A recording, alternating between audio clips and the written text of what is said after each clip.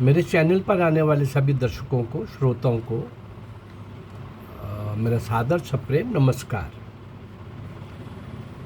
इस चैनल के माध्यम से भारतीय स्वतंत्रता संग्राम के 190 वर्ष का इतिहास 1757 से 1947 तक का संघर्ष का इतिहास, बलिदान का, कुर्बानी का इतिहास, सर्वस्व निछावर करने वालों का इतिहास, वो महान क्रांतिकारी भारत माँ के सपूत जिन्होंने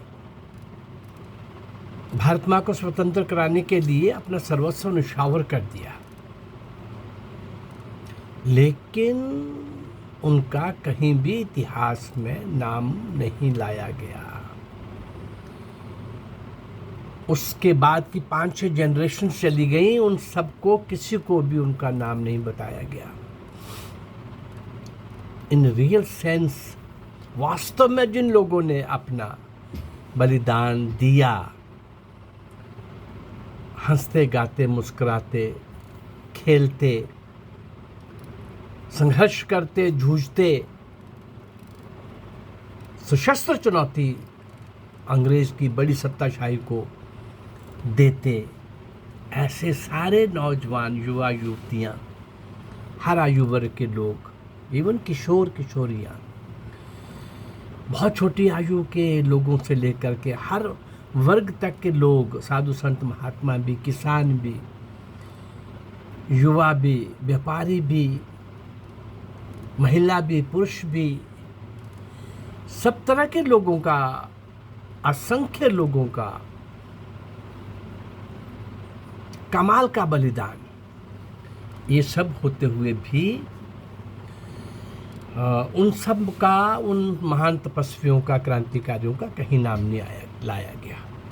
मैं इस चैनल के माध्यम से लगभग आज 14-15 वीडियोज़ आप तक पहुंचा चुका हूं, और मेरी कोशिश है कि ऐसे अज्ञात उन क्रांतिवीरों को, देशभक्तों को मैं आपके सामने लाऊं।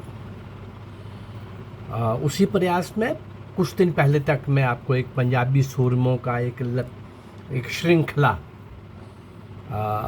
वो पंजाब जो पाकिस्तान में भी है और यहाँ भी भारत में भी है, अभी 2-3-4 दिन से मैंने भारतीय स्वतंत्रता संग्राम की क्रांतिकारी महिलाएं, सर्वस्व निछावर करने वाली ऐसी महिलाओं को एक पंक्ति में मैं कोशिश करूंगा कि 20-25 ऐसी महान क्रांतिकारी महिलाओं को आपके सामने लाऊं।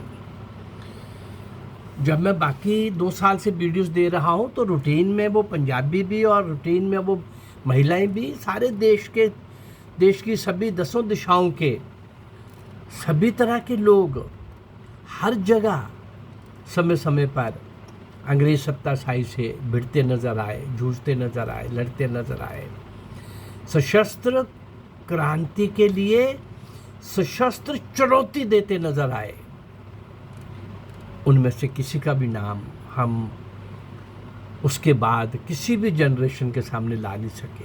मेरा ये प्रयास है कि मैं आज की जनरेशन जो है वो तो होगी, इसके आगे की जनरेशन्स भी, वो पीढ़ियाँ भी इससे प्रभावित होंगी, और उन महान नायक और नायकों को हम श्रद्धांजलि दे पाएंगे। एक एक क्रांतिकारी को मैंने आपके सामने लाया है, और ये श्रद्धांजलि देने का एक थोड़ा सा हमने तरीका सोचा है, संबोधन के द्वारा और कविता के द्वारा, गीत के द्वारा। कई बार गीत और कविता भी बहुत कुछ कह जाती है, गीत और कविता भी बहुत कुछ कह जाती हैं, परंतु आज भारतीय स्वतंत्रता संग्राम की महिला क्रांतिकारियों की श्रृंखला में मैं शायद 5 दे चुका हूँ। आज 6ठे महिला क्रांतिकारी का मैं आपके सामने चित्र ला रहा हूँ।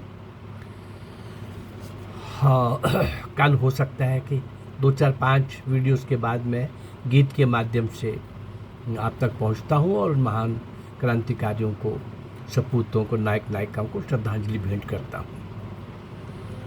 आइए आज हम चलते हैं उन महिला क्रांतिकारियों की पंक्ति में, श्रृंखला में खड़ी नजर आ रही हैं प्रीति लता वादेदार।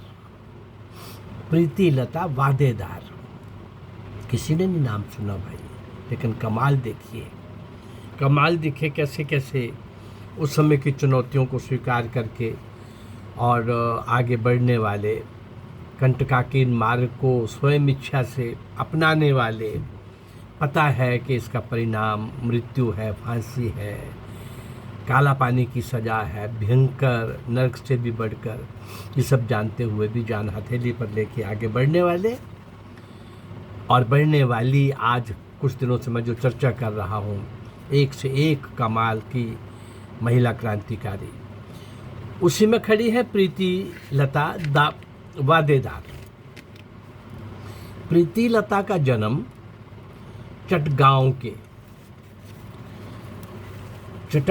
के एक ऐसे परिवार में हुआ था जिसमें लड़कियों को उच्च शिक्षा देना ठीक नहीं माना जाता था। इसके विपरीत उसके भाइयों को पढ़ाने के लिए घर पर भी अध्यापक रखा गया था। अध्यापक द्वारा घर पर पढ़ाते समय ये प्रीति लता, जिसको नहीं पढ़ाया गया था, ये वहाँ बैठ करके सुनती रहती। कभी लोगों को लगता कि स्पेशली बैठ के सुन रही है और कई बार ये पता भी नहीं लगने देती। और ऐसे लेसन्स इसने सुन सुन करके स्मरण कर लिए, कंठस्थ कर लिए और पढ़ाई में मेधावी हो गई, एक्सपर्ट हो गई, निपुण हो गई और कुशाग्रता में अपने भाइयों को भी पीछे छोड़ दिया। इसके कारण ही उसे फिर पिताजी को कहना पड़ा कि भाई तू भी पढ़ ले। पढ़ने की अनुमति मिली और उसने मैट्रिक की परीक्षा और उसके बाद स्नातकीय परीक्षा अच्छे अंकों के साथ उत्तीर्ण की। प्रीति लता वादेदार स्नातक होने के बाद चटगांव के नंदन कानन हाई स्कूल में प्रधान अध्यापिका हो गईं। उसी दौरान क्रांतिकारियों ने चटगांव शस्त्रागार कांड को अंजाम दिया। मैंने इसका अलग से एपिसोड दिया हुआ है, चटगांव शस्त्र कांड को, शस्त्र भंडार को लूटने का क्रांतिकारियों के द्वारा। तो ये प्रीति लता का वो समय है जब ये स्कूल में प्राध्यापिका थी और वहाँ पर चटगांव में ये शस्त्रागार कांड हो चुका था। और उन पर तथा उनके परिवार के सदस्यों पर हो रहे अत्याचारों ने उन्हें विचलित करके रख दिया। जो पकड़े गए क्रांतिकारी थे वो और जो क्रांतिकारियों के परिवार थे, और ये सुनती रहती थी, इसके कानों में पहुंचता था कि उनके साथ बहुत ज्यादती हो रही है, अत्याचार हो रहा है।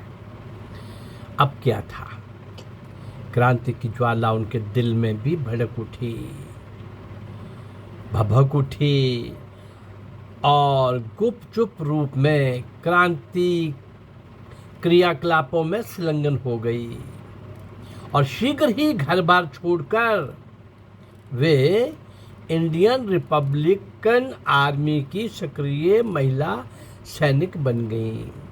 इंडियन रिपब्लिकन आर्मी आपको पता है किसने बनाई थी, बहुत सारे चैप्टर्स में दे चुका हूँ इसके।